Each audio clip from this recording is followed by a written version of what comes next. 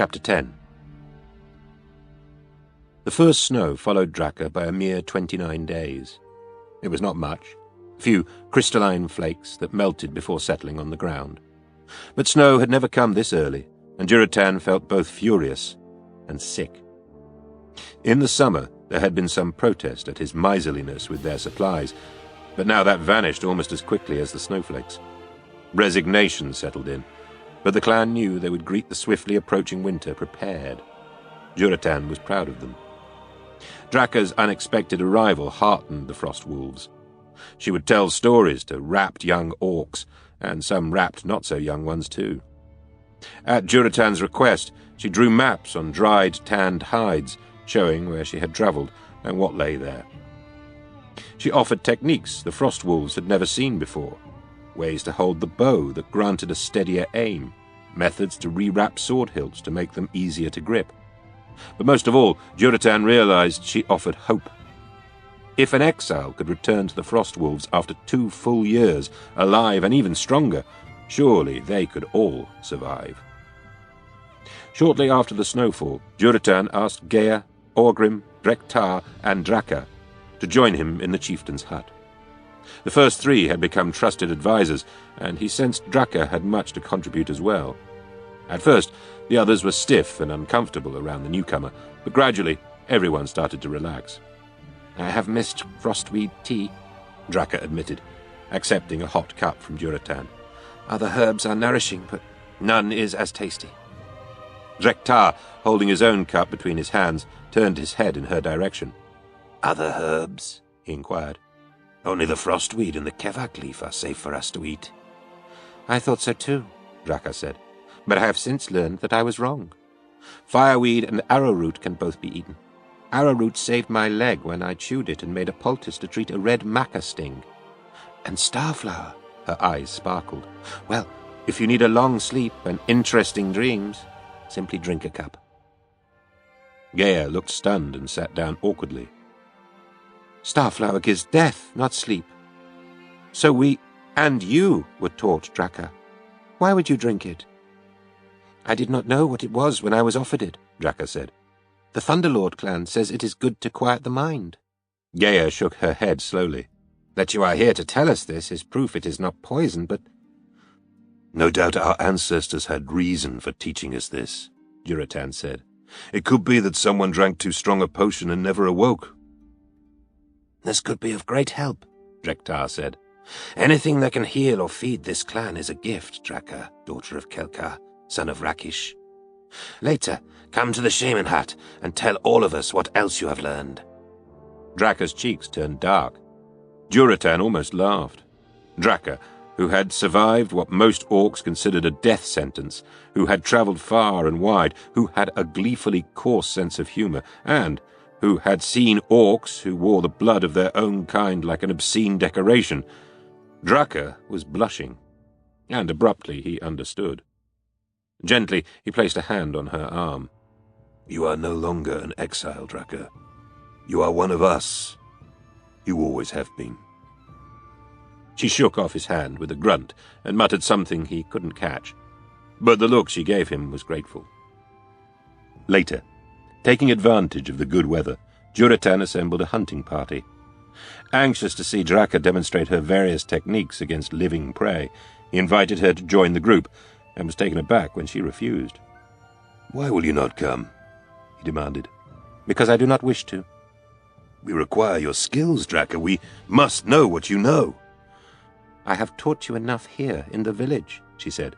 "Your archers and warriors learn quickly." She strode off. He followed.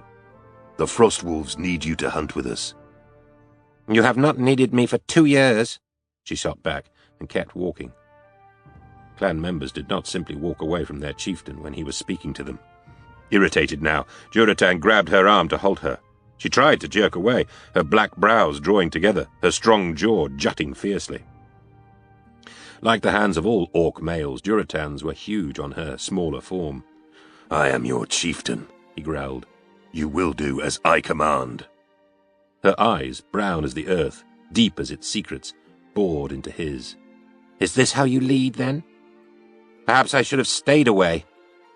He released her and stepped back. "No," he said. "It is not how I lead. And I am gladder than I can say that you came home." He waited for her to stalk away again, but she stood where she was. Encouraged, he said, calmly this time, "You do not have to accompany us if you do not wish to. But I don't understand. You have so much to teach us, Draka. Why won't you come?" Her frown deepened, and she turned away. "You know I was sickly as a child. No one taught me the ways of weapons. No one thought I would survive long enough to use them. I had to learn them myself, or die." She shrugged. "I learned." "You did. You amaze me, Draka." She turned to look at him, surprised at the honesty and humbleness in the admission. "Show us what you have learned. I, for one, long to see it." "But there were things I did not learn in my exile," she said. "Things I didn't have the chance to learn. I can hunt, Durotan, but I cannot ride to that hunt." If she had struck him, he could not have been more astonished. He had not paid much attention to her when he was young. He was the son of a chieftain, and, like most children, had focused mainly on his own wants, desires, and perceived hardships. He had assumed all frost wolves learned how to ride, even those who were exiled. But Draka had been delicate, and clearly even her parents had assumed she would be exiled and die. What did a corpse need with riding skills? "Yes," he said gently. "You can. Today you will ride with me, in a place of honor, atop Sharptooth. You will sit behind me and speak in my ear, telling me what to do, how to hold the weapon, and I will obey your instructions. All will see you teaching me. And then, when there are no other eyes to see or voices to carry tales, I will take you away from the village and teach you how to ride Sharptooth, or whichever wolf chooses you, without any guidance from anyone." Draka's face, her beautiful, sharp-toothed, square face, had gone from closed and wary to open and amazed. She stared at him, then bowed her head and dropped one knee. "You honor me, chieftain," she said. Her voice was thick. Durotan leaned down and lifted her up. "No, Draka. I, all of us, are the ones honored. Come." He extended a hand and grinned. "Show us how it is done." Tentatively, she extended her own hand. It was calloused and strong, the nails chipped from hard use. Yet his own massive palm swallowed it as his thick fingers closed gently around it, as if holding a great treasure. They returned with 6 talbuks, and the clan feasted that night. Despite the early snowfall that chilled in more ways than one, the fall was kind. The trees gave forth plenty of nuts, and the fruits were dried and stored with great diligence. The clan had learned the wisdom of so doing last autumn. There was even a brief false summer, which invited Durotan to feel enough at ease to ride alone with Draka. She had now been chosen by a wolf of her own.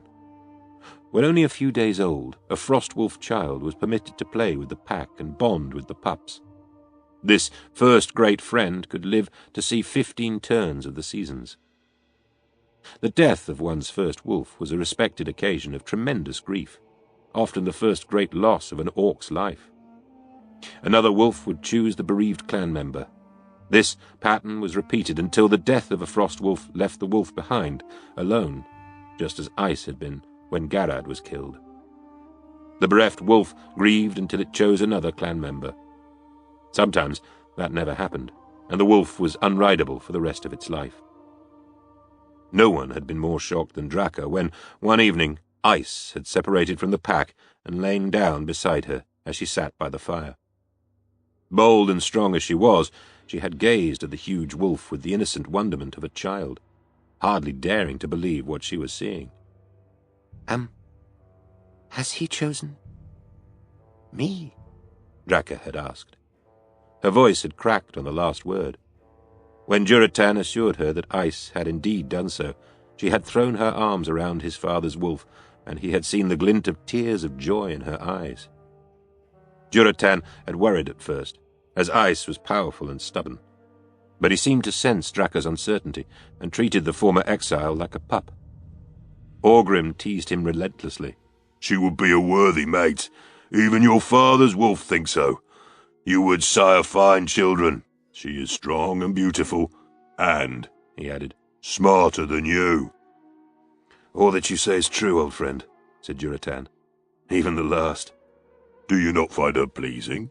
More than I can say. But I do not feel that the time is right to ask her. Not with things as they are. Not with winter coming. Annoyed, Orgrim growled. If you weren't my chieftain, I would box your ears. I certainly couldn't harm your brain further if you lack the wits to gratefully accept what is right in front of you. You could try, Durotan challenged, and for the first time since the world had turned harsh, he and his childhood friend engaged in a scuffle with much bruising and more laughter. Winter, as reliable as death, did come, and it was cruel. Game was even scarcer this year, though such a thing would have seemed hard to believe the year before. Hunting parties had to range further to find their quarry, sometimes staying away for several days in a row.